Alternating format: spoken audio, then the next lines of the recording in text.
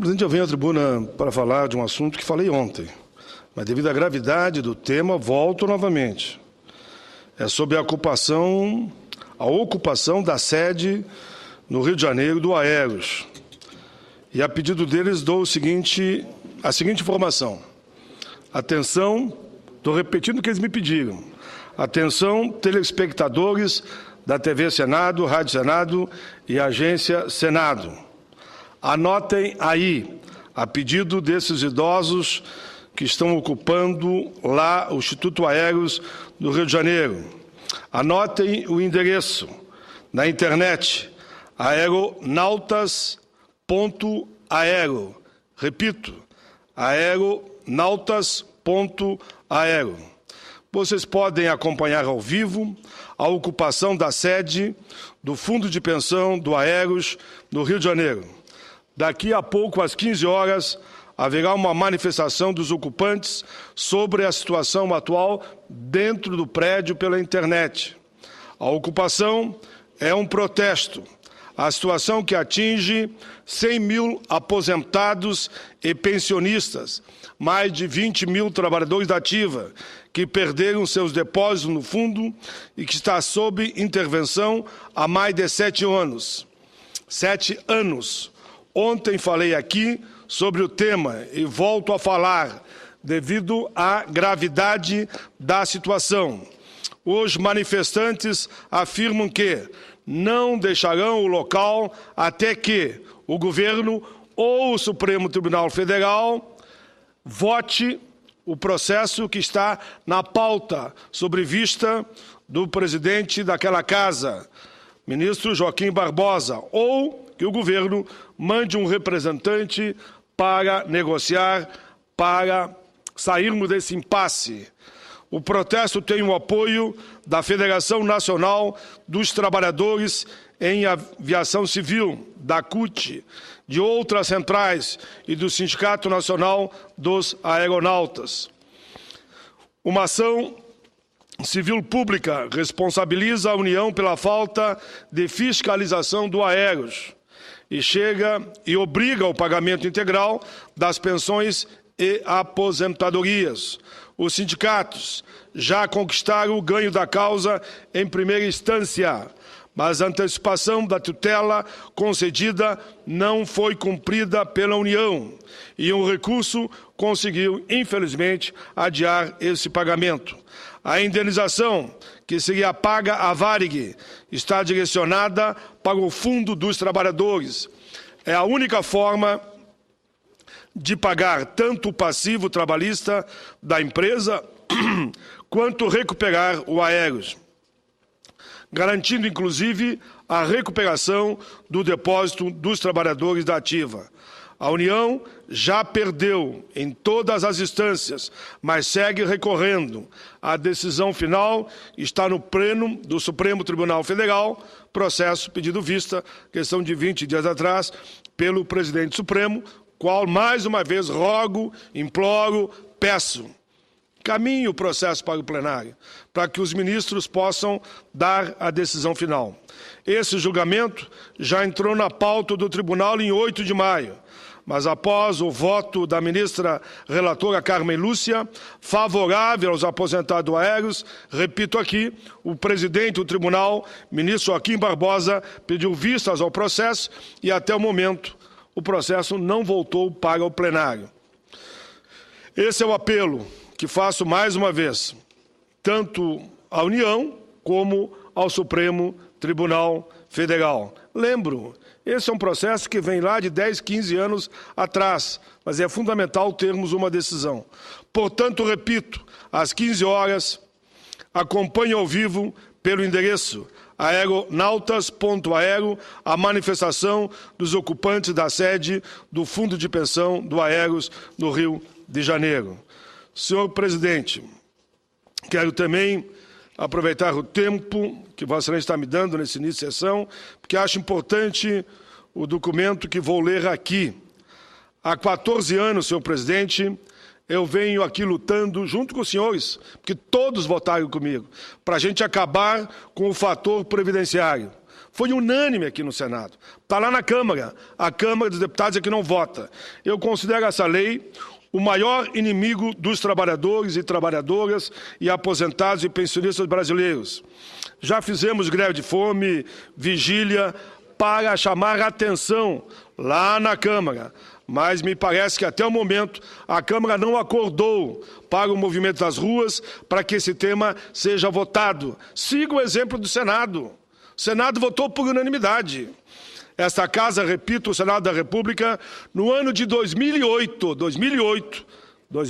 5 anos atrás, aprovou por unanimidade o fim do fator previdenciário. O projeto que aqui apresentei e foi aprovado está na Câmara. Hoje, ou seja, está na mão dos deputados federais. Faço um apelo ao presidente daquela casa, o presidente Henrique Alves, que coloque a matéria em votação e cada um expresse o seu ponto de vista.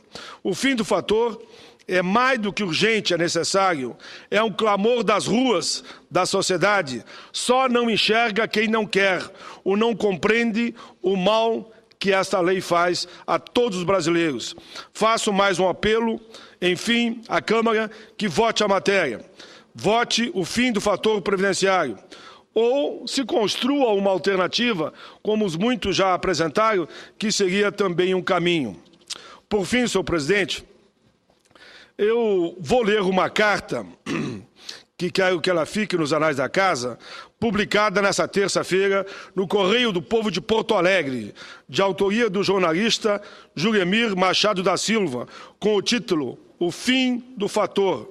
Oxalá outros profissionais da imprensa, que às vezes só cutucam esse ou aquele parlamentar, personalizando uma situação, que não acompanham o projeto, fazem a crítica. Eu vi um lá que disse, que dele o fator, pai. Então eu repito mais uma vez para esse meu amiguinho,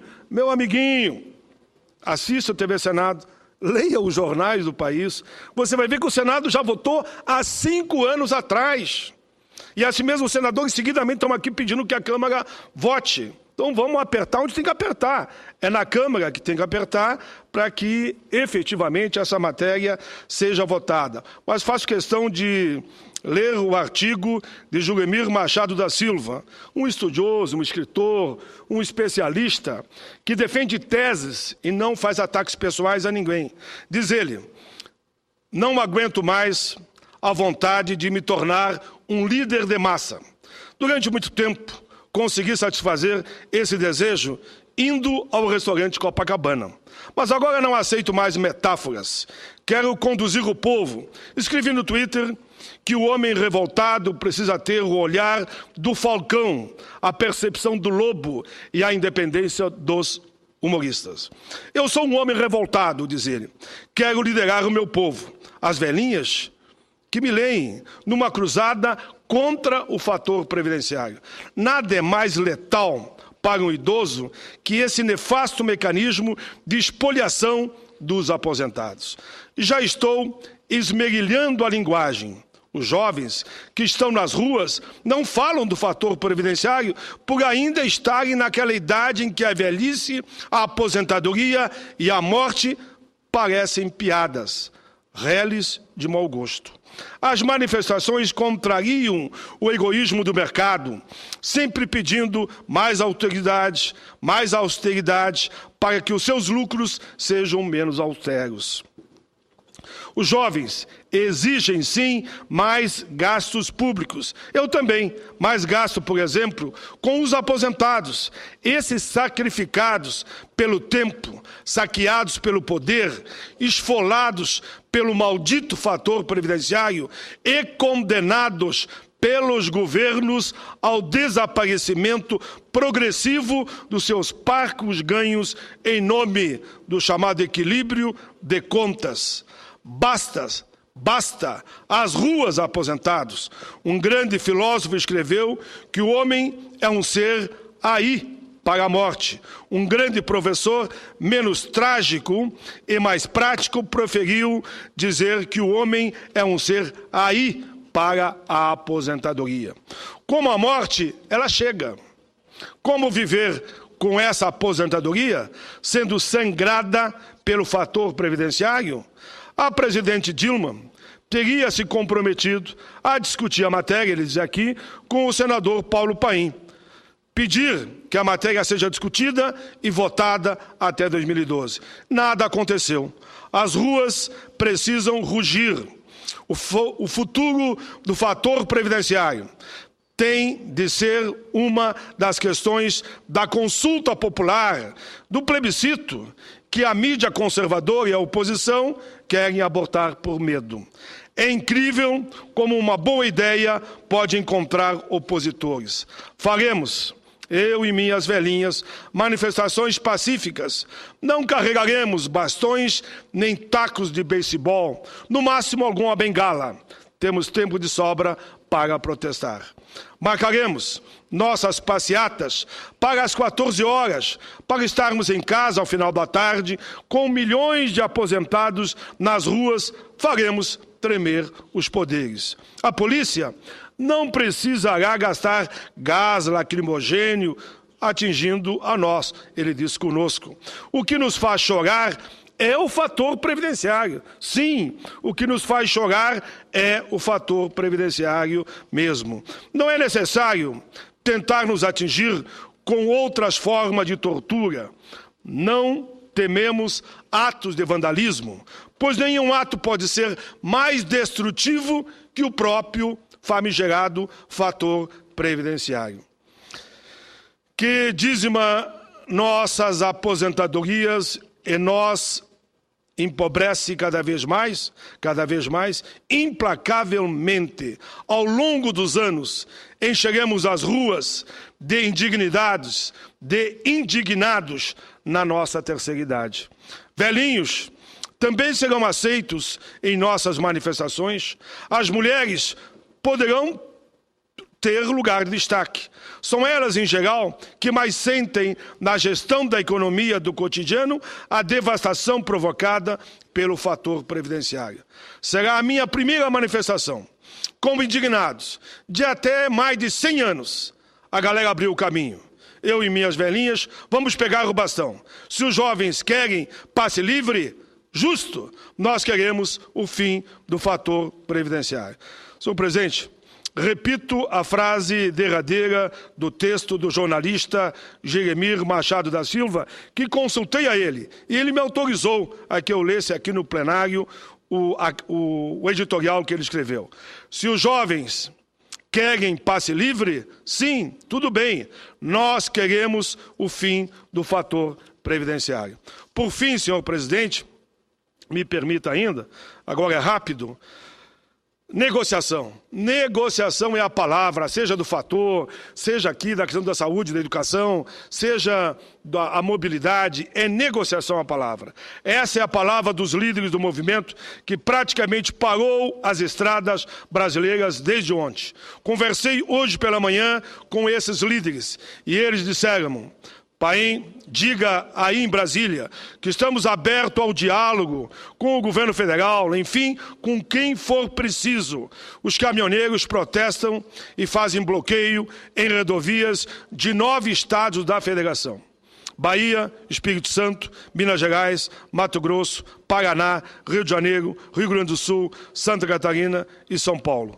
O movimento pede carta frete, redução do preço do diesel, pedágio livre, criação de uma Secretaria de Transporte Rodoviário e aprovação de projetos que aprimorem a lei dos motoristas. Entre eles, eu destaco o Estatuto do Motorista. Senhor presidente, várias cidades estão com transporte coletivo também paralisado. Transporte coletivo urbano totalmente parado. Portanto, reitero o desejo do movimento de abrir negociações para sairmos do impasse. Em resumo, a palavra de ordem, repito, é diálogo, negociação, é entendimento. Só assim que as greves podem parar, somente assim que as manifestações nas ruas vão diminuir. Eu sei que a presidenta vai receber as centrais sindicais. Sei que é uma grande paralisação ou mobilização marcado pelo conjunto dos movimentos sociais, liderado pelas centrais, para o dia 11. É preciso dialogar, conversar, chegar do entendimento, saber ceder. Por exemplo, 2 pontos da pauta das centrais, fim do fator, ou uma alternativa construída mediante entendimento aqui com o Congresso, e também a redução de jornada sem redução de salário. Só levantei 2 pontos. Mas tudo que eu aqui falei, senhor presidente, são pautas que estão colocadas. São propostas na pauta oficial, eu diria, das ruas onde milhões e milhões de pessoas querem construir um entendimento. E para construir um entendimento é preciso dialogar, ou seja, falar. É isso, senhor presidente. Peço que considerem na íntegra os meus pronunciamentos.